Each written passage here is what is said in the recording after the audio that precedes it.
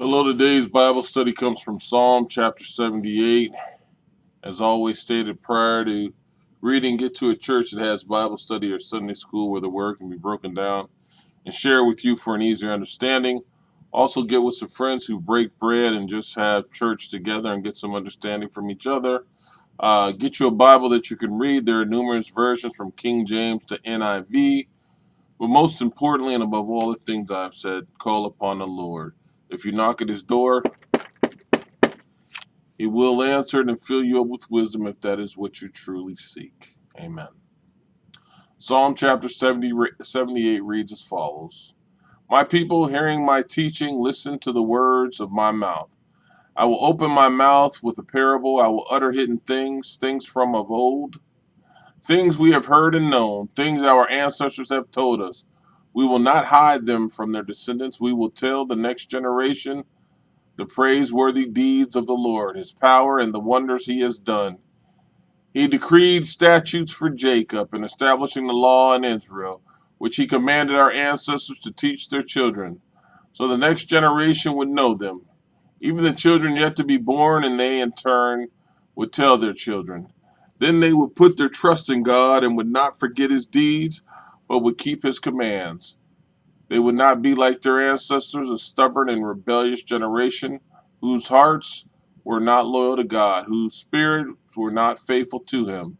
The men of Ephraim, though armed with bows, turned back on the day of battle. They did not keep God's covenant and refused to live by his law.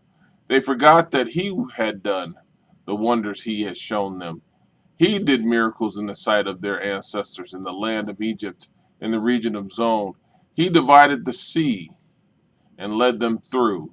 He made the water stand up like a wall. He guided them with the cloud by day and with light from the fire all night. He split the rock in the wilderness and gave them water as abundant as the seas.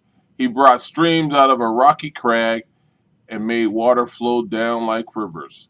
But they continued to sin against him, rebelling in the wilderness against the Most High.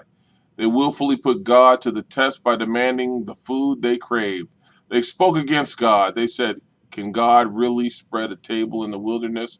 True, he struck the rock and water gushed out. Streams flowed abundantly, but can he also give us bread? Can he supply meat for his people? When the Lord heard them, he was furious.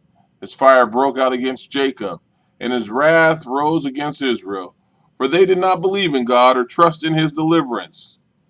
Yet he gave a command to the skies above and opened the doors of the heavens. He rained down manna for the people to eat. He gave them the grain of heaven.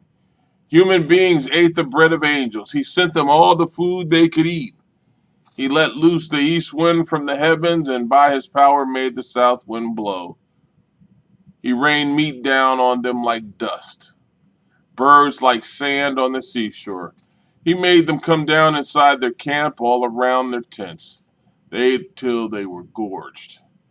He had given them what they craved, but before they turned from what they craved, even while the food was still in their mouths, God's anger rose against them. He put to death the sturdiest among them, cutting down the young men of Israel. In spite of all this, they kept on sinning. In spite of his wonders, they did not believe. So he ended their days in futility and their years in terror. Whenever God slew them, they would seek him. They eagerly turned to him again. They remembered that God was the rock, that God Most High was the Redeemer. But then they would flatter him with their mouths, lying to him with their tongues. Their hearts were not loyal to him. They were not faithful to his covenant. Yet he was merciful. He forgave their iniquities and did not destroy them. Time after time he restrained his anger and did not stir up his full wrath. He remembered that they were but flesh, a passing breeze that does not return. How often they rebelled against him in the wilderness and grieved him in the wasteland. Again and again they put God to the test. They vexed the Holy One of Israel. They did not remember his power, the day he redeemed them from the oppressor, the day he displayed his signs in Egypt, his wonders in the region of Zoan. He turned their river into blood. They could not drink from their streams. He sent swarms of flies that devoured them and frogs that devastated them. He gave their crops to grasshopper. their produce to the locust. He destroyed their vines with hail and their sycamore figs with sleet. He gave over the cattle to the hail, their livestock to bolts of lightning. He unleashed against them his hot anger, his wrath, indignation, and hostility, a band of destroying angels. He prepared the path for his anger. He did not spare them from death, but gave them over to the plague. He struck down all the firstborn of Egypt, the first fruits of manhood, in the tents of Ham. But he brought his people out like a flock. He led them like sheep through the wilderness. He guided them safely so they were unafraid. But the sea engulfed their enemies. And so he brought them to the border of his holy land, to the hill country his right hand had taken. He drove out nations before them and allotted their lands to them as an inheritance. He settled the tribes of Israel in their homes. But they put God to the test and rebelled against the Most High. They did not keep his statutes. Like their ancestors, they were disloyal and faithless, as unreliable as a faulty bow. They angered him with their high places. They aroused the jealousy with their idols. When God heard them, he was furious. He rejected Israel completely. He sent the ark of his might into captivity, his splendor into the hands of the enemy. He gave his people over to the sword. He was furious with his inheritance. Fire consumed their young men, and their young women had no wedding songs. Their priests were put to the sword, and their widows could not weep. Then the Lord awoke us from sleep as a warrior wakes from the stupor of wine. He beat back his enemies. He put them to everlasting shame. Then he rejected the tents of Joseph. He did not choose the tribe of Ephraim, but he chose the tribe of Judah.